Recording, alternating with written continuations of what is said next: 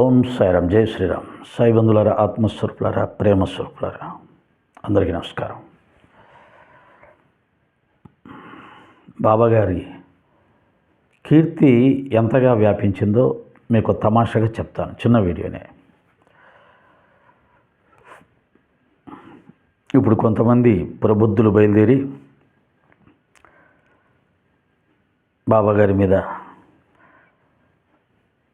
అసత్య ప్రచారాలు చేస్తూ ఆయన కీర్తిని ఏదో తగ్గించాలి, మేము తగ్గించేస్తాం, ఈ 150 సంవత్సరాల్లో ఎవరు చేయలేని పని మేము చేస్తాం. ఎప్పుడు చెప్పినట్టే ఎంతోమంది విద్యావేత్తలు, పండితులు, సాధు సత్పురుషులు, ప్రవచనకర్తలు, పీఠాధిపతులు, సన్యాసులు ఎవరు చేయలేని పని మేము చేసేస్తాం. ఎందుకంటే మా దగ్గర చాలా ఏమంటారు, నీతి నిజాయితీలు ఉన్నాయి, ధర్మాచరణ ఉంది. కాబట్టి మా నీతి నిజాయితీలు, ధర్మాచరణ వల్ల మాకు వచ్చిన శక్తి చాలా గొప్పది. కాబట్టి బాబా లాంటి సద్గురువును కూడా మేము దించేస్తాం, హిందువుల చేత పూజింపబడకుండా ఆపేస్తాం అని వచ్చేసారు కదా. వాళ్ళ కోసం బాబాగారు మందిరాల్లో మాత్రమే ఉన్నాడు అనుకుంటే అది మీ భ్రమ. ఫస్ట్ ఒకప్పుడు హిందువుల మందిరాల్లోనే దేవుడు ఉన్నాడు అనుకుని దేవాలయాలు కూల్చారు కొంతమంది. ఏమైంది? హిందూ మతం పడిపోయిందా? దేవాలయాలు కూల్చేస్తే వాళ్ళు అనుకున్నారు దేవాలయాల్లోనే దేవుడు ఉన్నాడు అనుకుంటారు వీళ్ళు. ఆ దేవాలయాలు కూల్చేస్తే వాళ్ళ దేవుడు వెళ్ళిపోతాడు, వాళ్ళకి మన మతంలోకి వచ్చేస్తారు అని భ్రమించారు. అయిందా? మన సనాతన ఋషులు దేవుణ్ణి హిందువులకు అణువణువున ప్రతిష్ఠించారు. చెట్టులో, పుట్టలో, పందిలో, కుక్కలో. కుక్క భైరవుడు, పంది వరాహ నరసింహుడు, ఆవు సకల దేవతా స్వరూపం, చివరికి విషసర్పం కూడా నాగేంద్రుడు,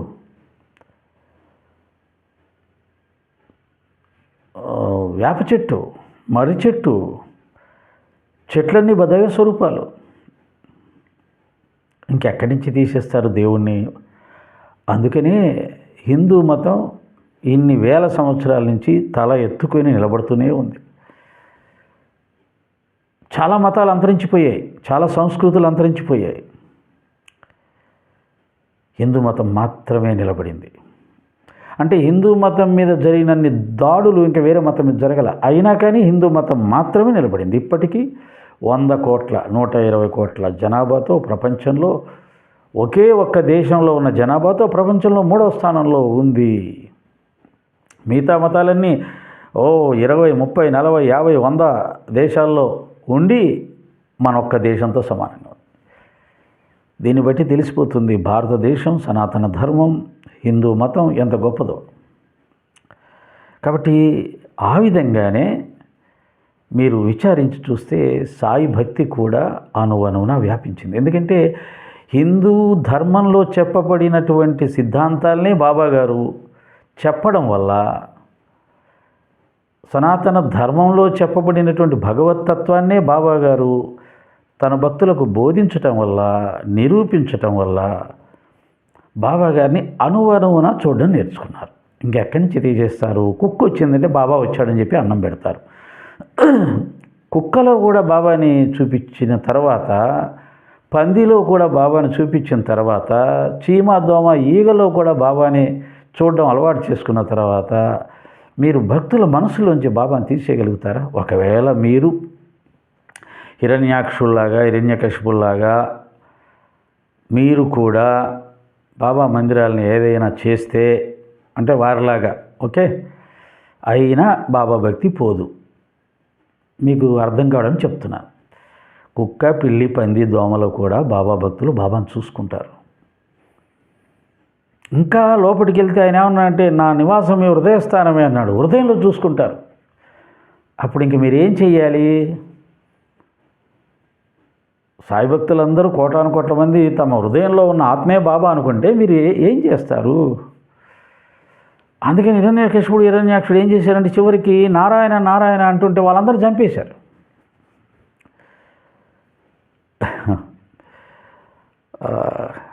ఆ విధంగా సాయి భక్తి విస్తరించింది. సాయి భక్తులు బాబాను అంత గొప్పగా అన్నిట్లో చూడడం నేర్చుకున్నారు. కాబట్టి మీ వల్ల అయ్యే పని కాదు. మందిరాలు తీసేస్తే ఇంట్లో మందిరాలు ఉన్నాయి. ప్రతి ఒక్క సాయి భక్తుడి ఇల్లు మందిరమే. వెళ్ళి ఒకసారి చూడండి. మందిరం కన్నా ఎక్కువగా ఉంటుంది బాబా మందిరాల్లో, బాబా ఇళ్లలో, బాబా భక్తుల ఇళ్లలో మందిరం కన్నా ఎక్కువగా ఉంటాడు బాబా. మీ కళ్ళు తిరిగిపోతాయి. తమ సమస్తాన్ని బాబాకు రాసి ఇచ్చేశారు సాయి భక్తులు. మీకు అదృష్టం లేక బాబా అనుభవం మీకు రాలేదు. కారణం పూర్వజన్మ నుంచి మీరు బాబాని ద్వేషిస్తున్నటువంటి వారు. కాబట్టి ఈ జన్మలో కూడా బాబాని ద్వేషిస్తూనే ఉన్నారు. మరి మేము కొంతకాలం నమ్మాము కదంటే ఆ నమ్మకం కూడా ఏదో ప్రయోజనం ఆశించి వచ్చారు. ఆ ప్రయోజనం మీకు లభించలేదు. దాంతో వెంటనే మళ్ళీ పార్టీ మార్చేసి బాబాను దూషించడం మొదలుపెట్టారు. కనుక ఇన్ని కోటాను కోట్ల మందికి అనుభవాలు ఇచ్చినటువంటి బాబా మీకెందుకు ఇవ్వడు? వెళ్ళి అడగండి ఒకసారి ఆర్ఎస్ఎస్ చీఫ్ గారిని, లేదా మన గౌరవనీయులు ప్రధానమంత్రి గారిని, గౌరవనీయులు అమిత్ షా గారిని, గౌరవనీయులు చంద్రబాబు నాయుడు గారిని, గౌరవనీయులు నారా లోకేష్ గారిని, వీళ్ళందరూ బాబా దర్శనం చేసుకున్నారు కదా, ఎందుకు వెళ్ళారని నేను అడగండి చెప్తారు. ఊరికనే వెళ్తారు అనుకున్నారా వాళ్ళు? మీరు అలా సత్యాన్ని తెలుసుకునే ప్రయత్నం చేయనంత వరకు మీరు ఇలాగా అందరి చేత చిత్కరించబడుతూనే ఉంటారు. కొంతమంది మిమ్మల్ని పొగుడుతూ ఉండవచ్చు. కారణం వాళ్ళు కూడా మతం పేరుతో బాబాని ద్వేషిస్తున్నవారు కాబట్టి. ద్వేషంలో నుంచి వచ్చినటువంటి అవి ఏవి నిలబడవు. మన దేశంలో కొన్ని మతాలు మన హిందూ మతాన్ని ద్వేషిస్తూ ఏర్పడ్డాయి. ఆ మతంలో ఉన్న వాళ్ళందరూ మన హిందూ మతాన్ని ద్వేషిస్తూ వెళ్ళిపోయారు. కాబట్టి వాళ్ళ ద్వేషం చాలా ఎక్కువ స్థాయిలో ఉంటుంది. ఇప్పుడు వాళ్ళు ఫలితం అనుభవిస్తున్నారు. ఆ ద్వేషానికి ఇప్పుడు ఫలితం అనుభవిస్తున్నారు. ఎందుకని వారిని విపరీతంగా మీలాంటి వాళ్ళు ద్వేషిస్తున్నారు. ఆ మాటలు వెళ్ళాక చచ్చిపోతున్నారు వాళ్ళు పాపం. కాబట్టి ద్వేషాన్నే సృష్టిస్తుంది, ప్రేమను పంచుతుంది.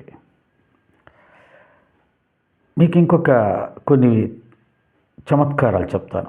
బాబా గారిని మీరు బాబా కీర్తిని తగ్గించాలంటే మీ వల్ల అవుతుంది. ఒకసారి ఆలోచించుకోండి.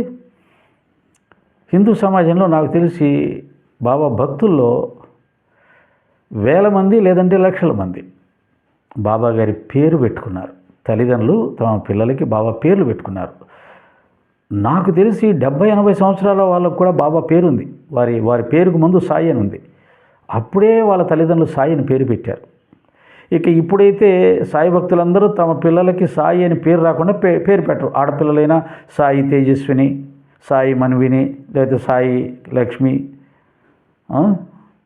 మగపిల్లలైతే సాయి థియాన్స్, సాయి ధ్రువిన్, సాయి వేద్, ఇలా వాళ్ళ బిడ్డలకి మనవళ్ళకి బాబా పేరుతో పెట్టారు. ఓకేనా? ఇది దాదాపు 20-30 సంవత్సరాలు మొదలైంది ఎక్కువ. ఇప్పుడు ఇంకెక్కువైంది. ఇప్పుడు మీరేం చేయాలి? వాళ్ళ డేట్ ఆఫ్ బర్త్ సర్టిఫికెట్లు మార్పించాలి.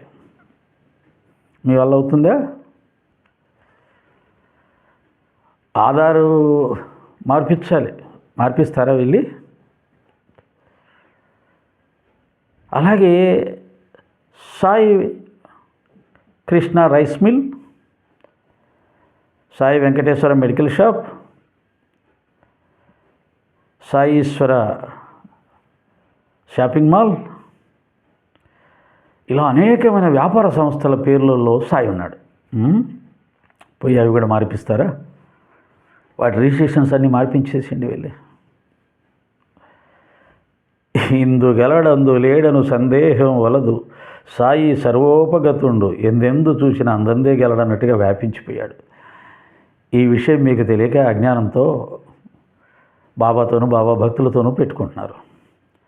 ఆ విషయం తెలుసుకున్న మహానుభావులు ఎప్పుడో సాయి అనే గురువు ఉభయ తెలుగు రాష్ట్రాల్లో అంతటా వ్యాపించున్నాడు. దాని జోలికి వెళ్ళడం అనవసరం, దాన్ని కదిలిస్తే హిందూ మతానికే చాలా ప్రమాదం అని గ్రహించి వదిలేశారు. వాళ్ళు వివేకులు, జ్ఞానులు, గొప్పవాళ్ళు కాబట్టి సత్యాన్ని గ్రహించారు. మీరు కూడా కాస్త మనసు పెట్టి ఆలోచిస్తే ఇది చెరిపితే చెరిగిపోయేది కాదు, తుడిపితే తుడిచిపోయేది కాదు, నీటి మీద మాటలు కావు, ఇసుకలో రాసిన రాతలు కావు, కోటాను కోట్ల మంది సాయి భక్తుల గుండెల్లో బలంగా నాటుకుపోయినటువంటి అనుభవాలతో నిండిన భక్తి సముద్రాలు అని తెలుస్తుంది. మిత్రమా, మీరు అనుకున్నంత తేలిగ్గా లేదు. శిశుపాలుడు కూడా కృష్ణుని చాలా తేలిగ్గా తీసుకున్నాడు. ఏముంది, అంతా ఉట్టిదే, అంతా మెరాకిల్స్, అంతా మ్యాజిక్ షో అనుకున్నాడు. లేచిపోయింది. అంటే బాబాగారు మెరాకిల్ చూపించాల, మ్యాజిక్ షో చూపించాల, అందరినీ ఒక చోట కూర్చోబెట్టి మహిమలు చూపించాలా. ఇదిగో నేను మహిమాన్వితుణ్ణి అని. ఆయన మహిమలన్నీ తన భక్తుల కష్టాల్లో మాత్రమే, తన భక్తుల్ని ఆదుకోవడానికి, రక్షించడానికి, వారి రోగాలు తీసివేయడానికి ఆ సందర్భంలో మాత్రమే తన శక్తిని ఉపయోగించాడు. పరోపకారార్థం ఇదం శరీరం అన్న దానికి ప్రతీకగా భక్తుల కష్టాలను, నష్టాలను, ఇబ్బందులను తొలగించే సమయంలో, ప్రకృతిలో ఎవ్వరూ చేయలేని సమయంలో కేవలం దైవశక్తి మాత్రమే వారిని రక్షించగలదు అనే సమయంలో మాత్రమే తన దైవశక్తిని ప్రదర్శించాడు.